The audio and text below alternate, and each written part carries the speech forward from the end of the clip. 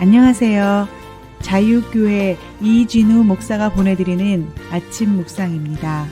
오늘도 예수 그리스도의 향기를 내는 복된 하루가 되시길 바랍니다. 4월 10일 수요일 아침 묵상입니다. 오늘은 위험한 순종이라는 제목으로 룻기 3장 7절로 9절의 말씀 묵상합니다. 보아스가 먹고 마시고 마음이 즐거워 가서 곡식 단더미의 끝에 누운지라. 룻이 가만히 가서 그의 발치 이불을 들고 거기 누웠더라. 밤중에 그가 놀라 몸을 돌이켜 본즉 한 여인이 자기 발치에 누워 있는지라. 이르되 내가 누구냐 하니 대답하되 나는 당신의 여종 룻이오니 당신의 옷자락을 펴 당신의 여종을 덮으소서. 이는 당신이 기업을 물을 자가 됨이니이다 하니.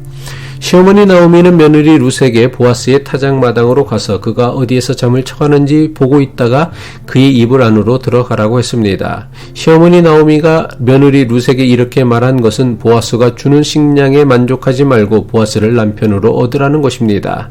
다시 말해 보아스에게는 기업 물을 자의 책임이 있으니 며느리 룻에게 하나님의 율법을 근거로 해서 보아스에게 적극적으로 청혼하라는 것입니다. 룻은 시어머니 나오미가 가르쳐준 대로 순종합니다. 룻은 시어머니 나오미의 권면대로 행했습니다. 추수가 끝내고 성대한 축제가 벌어지는 보아스의 타작마당을 찾아갑니다. 그리고 보아스가 누운 곳에 가서는 그의 발끝에서 이불을 들고는 누웠습니다. 보아스가 한참을 자다가 이상한 느낌이 들어 일어나 보니 웬 여자가 자기 발끝에 누워있는 것을 발견하게 됩니다. 보아스가 놀라며 도대체 당신은 누구요? 묻습니다. 깜깜한 밤중에 당황하며 묻는 보아스의 질문에 룻이 뭐라고 대답합니까? 룻기 3장 9절의 말씀이죠. 이르되 내가 누구냐 하니 대답하되 나는 당신의 여종 룻이오니 당신의 옷자락을 펴 당신의 여종을 덮으소서. 이는 당신이 기업을 물을 자가 됨이니이다 하니.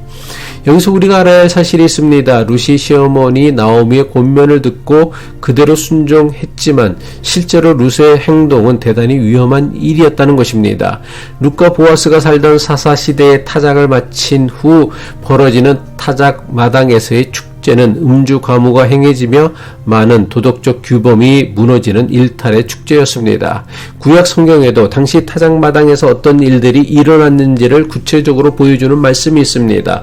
호세아서 9장 1절의 말씀이죠. 이스라엘아 너는 이방 사람처럼 기뻐 뛰놀지 말라. 내가 음행하여 내 하나님을 떠나고 각 타작마당에서 음행의 값을 좋아하였느니라.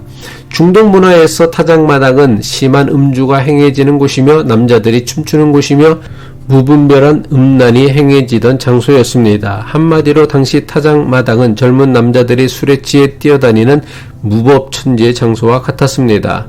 시어머니 나오미는 며느리 룻을 향해 무법천지와도 같은 타작마당에 그것도 한밤중에 곱게 화장하고 예쁜 옷을 입고 가라고 한 것입니다. 시어머니 나오미는 당시 타작마당이 얼마나 위험한 것인지 몰라서 룻에게 이런 일을 하라고 부추긴 것일까요? 아니요, 그렇지 않았을 것입니다. 그렇다면 룻은 타작마당이 위험한 곳인지 몰랐을까요? 아니요, 그렇지 않았을 것입니다. 모압 지역에서 자란 룻 역시 한밤에 타작마당이 어떠한 곳인지 정확하게 알고 있었습니다. 하지만 그런데도 시어머니 나오미는 타작마당에 갈 것을 권면했고 며느리 룻 역시 타작마당의 위험을 감수하고 한밤중에 그곳을 향했던 것입니다.